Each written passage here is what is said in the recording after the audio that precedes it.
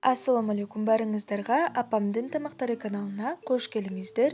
Бүгүн биздин каналда аябай тоюмдуу, даамдуу, тез даяр болуучу сосиска в лаваше болмокчу. Сиздерге кызык болуп жатса, видеого лайк басып, соңуна чейин көрүңүздөр. Бизге керектелүүчү азыктар сосиска, аны сыртынан ажыратып алабыз. Сосисканы майга кууройбуз. Ошондуктан мен бычактын жардамы менен ушинтип жакшы бышышы үчүн кесип чыктым. Бул шарт эмес. Сковородкага жытсыз суу май куйдум. Сосискаларды бир-бирден салып, бардык тарабын кууруп алабыз.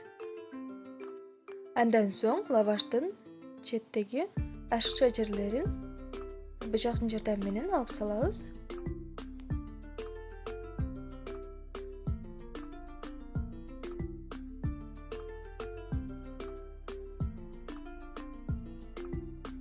Жана сыр керектелет. Мен моцарелла сырынан колдондум.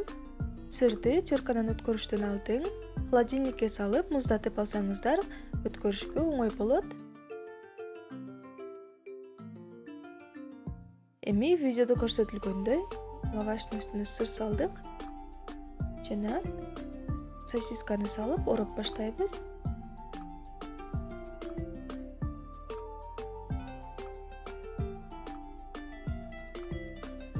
Оролгонубуз чыгып кетпеш үчүн жумуртка менен сүртүп коебуз. Дал ушундай кылып калгандарын да жасап алабыз. Өзүңүздөрдүн каалооңуздарга карап, үстүн коздоп койсоңуздар болот. Мен жумуртканы сүртүп, кунжут сээп койдум.